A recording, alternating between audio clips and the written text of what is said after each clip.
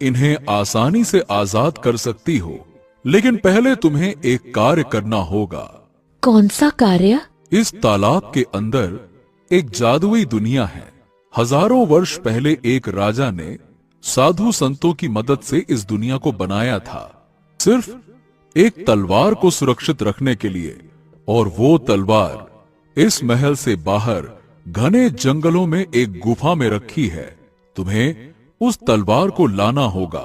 उस जादुई तलवार का रहस्य क्या है? वो तलवार जिस भी राजा या राजकुमार के पास होगी, उसे कोई नहीं हरा सकेगा। वो संसार का सबसे शक्तिशाली राजा बन जाएगा। अब जाओ, लेकिन ध्यान रखना, वो तलवार जीवित होगी। जब तुम उसे छुओगी, वो तुमसे एक प्रश्न पूछेगी। गलत उत्तर दिया तो तुम भी श्रापित हो जाओगी मेरी तरह। सही उत्तर दिया तो वो तुमसे एक कार्य करवाएगी, और कार्य पूरा हुआ तो तलवार तुम्हें मिल जाएगी। फिर उसे यहां लेकर आना, और अगली बात मैं यहीं बताऊंगा। गौरी गहरी सोच में डूब गई। इन लोगों को आजाद करने के लिए मैं कुछ भी कर सकती हूँ। इतना कहकर गौरी महल से बाहर निकली और तलवार वाली गुफा को ढूंढने लगी। घना जंगल पार करती हुई वो आगे बढ़ती रही। बहुत देर बाद गौरी की नजर एक विशाल गुफा पर पड़ी। लगता है ये वही गुफा है जिसके बारे में काले हंस ने बताया था। इतना कहकर गौरी गुफा के अंदर प्रवेश कर गई। गुफा के अंदर एक तलवार रखी हुई थी। जैसे ही गौरी ने उसे स्पर्श करने का प्रयास किया, मैं एक मायावी तलवार हूँ। मुझे स्पर्श करने से पहले तुम्हें मेरे एक प्रश्न का उत्तर देना होगा, परंतु याद रखना, गलत उत्तर तुम्हें श्रापित कर देगा। शक्ति किसे मिलनी चाहिए? जिसे उसकी लालसा हो या जिसे इसकी जरूरत हो? शक्ति उसी को मिलनी चाहिए जिसे इसकी लालसा नहीं, लेकिन जरूरत हो। कुछ देर के लिए सन्नाटा छा गया। तुमने बिल्कुल सही उत्तर दिया, लेकिन मुझे प्राप्त करने से पहले तुम्हें एक कार्य और करना होगा। तुम मुझे इस तरह से स्पर्श नहीं कर सकती। तो फिर बताओ, मुझे क्या करना होगा? इस जंगल में एक लाल वृक्ष है। हजारों वर्ष पहले साधु संतों ने उसी लाल वृक्ष के नीचे यज्ञ करके मुझे प्राप्त किया था। तुम्हें उस लाल वृक्ष से अनुमति लेनी होगी, तभी तुम मुझे छू सकती हो। गौरी गुफा से बाहर आई और घने जंगल की गहराइयों में लाल वृक्ष को तलाशने लगी। कुछ देर बाद उसे एक लाल वृक्ष दिखाई दिया। गौरी लाल वृक्ष के पास पहुंची ही थी कि तभी, कौन हो तुम? गौरी ने पूरी घटना लाल वृक्ष को बताई। ठीक है। लाल वृक्ष से एक लाल रंग का पत्ता नीचे गिरा। इस पत्ते को स्पर्श करो। अगर तुम्हें कुछ नहीं हुआ तो तुम तलवार प्राप्त कर सकती हो, लेकिन याद रखना, तलवार को छूने के बाद तुम्हारे अलावा केवल तुम्हारा पति ही उसे छू सकेगा। संसार का कोई भी अन्य व्यक्ति उसे छुएगा तो वो जलकर राख हो जाएगा। ये दिव्य पत्ता तुम्हारी जांच करेगा कि तुम्हारा मन शुद्ध है या नहीं, और तुम्हारा भविष्य भी देखकर बताएगा कि तुम तलवार पाने के योग्य हो या नहीं। गौरी चौंक गई। कुछ देर सन्नाटा रहा। फिर उसने हिम्मत की और लाल पत्ते को स्पर्श किया, लेकिन उसे कुछ नहीं हुआ। तुम्हारा मन शुद्ध है और इस पत्ते ने तुम्हारा भविष्य देख लिया। तुम्हारा विवाह एक राजकुमार से होगा, और वो राजकुमार भी तुम्हारी तरह शुद्ध मन का होगा। अब तुम तलवार को हाथ लगा सकती हो। गौरी शांति से गुफा की ओर दौड़ी और तलवार पकड़ ली। हाँ, अब से मैं तुम्हारा हूँ। गौरी तुरंत तलवार लेकर महल पहुंच गई। गौरी के हाथ में जादुई तलवार देखकर काला हंस चौंक गया। वाह वाह वाह वाह, तुमने तो वास्तव में तलवार प्राप्त कर ली। तुम कोई साधारण स्त्री नहीं, अब तुम्हें एक और महत्वपूर्ण कार्य करना है। कौन सा कार्य? इस तलवार से मेरे शरीर पर वार कर दो और मेरी हत्या कर दो। गौरी चौंक गई। ये तुम क्या कह रहे हो? ये सही कह रहा है। इस पर वार करो, तभी ये श्राप से मुक्त होगा। इसके बाद इसका मन भी तुम्हारी तरह हो जाएगा, लालच से मुक्त, और इसमें भी प्रेम और दया की भावना जाग जाएगी। गौरी ने तुरंत तलवार उठाई और काले हंस पर वार कर दिया। काले हंस ने कुछ देर में दम तोड़ दिया, मगर अगले ही पल काला हंस रंग बिरंगी किरणों से एक सुंदर राजकुमार में बदल गया। गौरी चौंक गई। हाँ गौरी, मैं एक राजकुमार हूँ। लेकिन तुम श्रापित कैसे हुए? राजकुमार की आंखों में क्रोध झलकने लगा।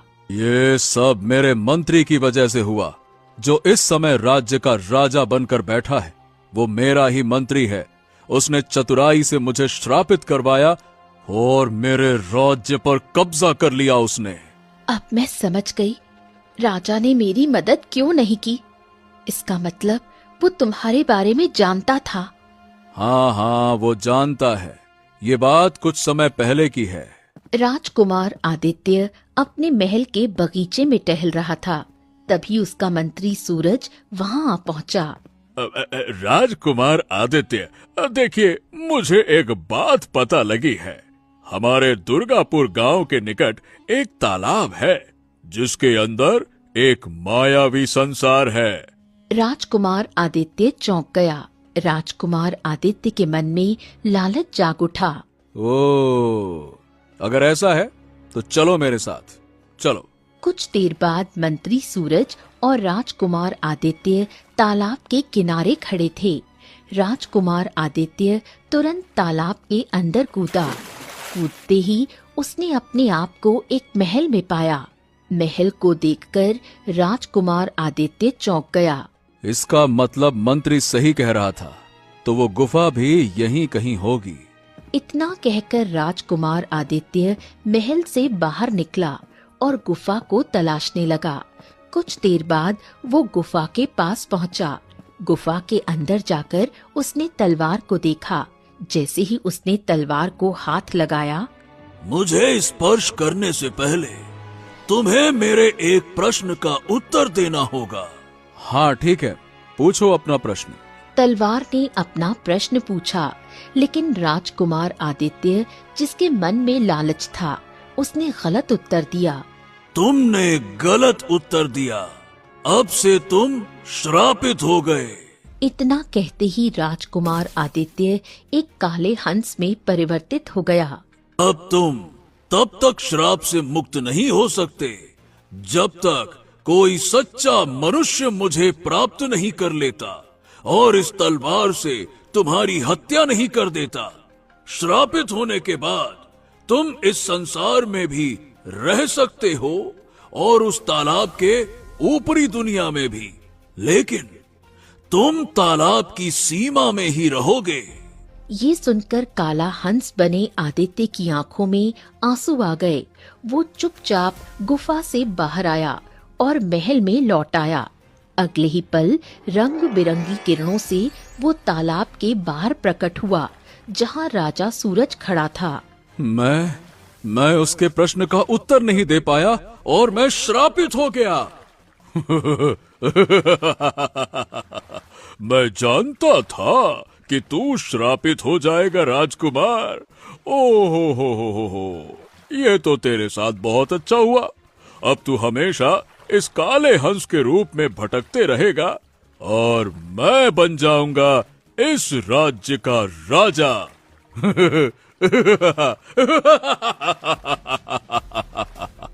इतना कहकर मंत्री सूरज हंसता हुआ वहां से चला गया। तुम्हारे साथ धोखा हुआ था, लेकिन तुम ये तलवार नहीं ले सकते। जब लाल वृक्ष ने मेरी जांच की थी, तब उसने कहा था, इस तलवार को मेरे अलावा केवल मेरा पति ही हाथ लगा सकता है। ये सुनते ही राजकुमार आदित्य ने तुरंत गौरी की मांग भर दी। क्यों? लो, अब से तुम मेरी पत्नी हो। राजकुमार आदित्य ने हाथ आगे बढ़ाया। गौरी ने तलवार उसके हाथों में दी। उसे कुछ नहीं हुआ।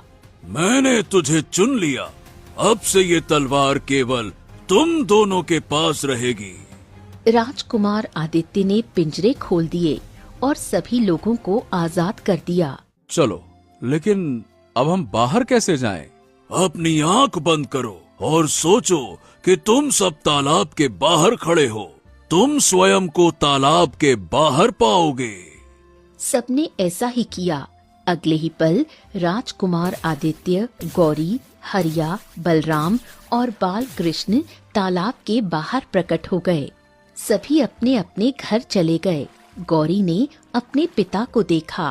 पिताजी, आप आजाद हो गए। हाँ, अरे बेटा, अब तुम राजकुमारी बन गई हो। जाओ जाओ बेटा, राजकुमार के साथ जाओ जाओ। इतना कहकर बाल कृष्ण भी अपने गांव चला आया। गौरी और उसका पति राजकुमार आदित्य राज दरबार पहुँचे। राजा सूरज ने आदित्य को देखकर चौंक कर कहा, हाँ, अरे तुम श्राप से मुक्त कैसे हुए? राजकुमार आदित्य ने सारी घटना सुनाई। उसने जैसे ही तलवार राजा सूरज के आगे बढ़ाई, अगले ही पल तलवार से निकली बिजली ने राजा सूरज को जलाकर राख कर दिया। महल में जय जयकार गूंज उठी।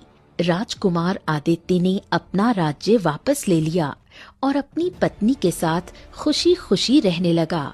कुछ दिनों बाद राजकुमार आदित्य कुछ सैनिकों और अपनी पत्नी गौरी के साथ दुर्गापुर गांव पहुंचा। अब गौरी राजकुमारी बन चुकी थी। सैनिकों, इस गांव के सबसे मक्कार व्यक्ति अशोक को पकड़ कर लाओ। कुछ देर में अशोक पकड़ा हुआ लाया गया। वो डरते हुए गौरी को देखने लगा। घबराओ मत, मैं तुम्हें नुकसान नहीं पहुंचाऊंगी।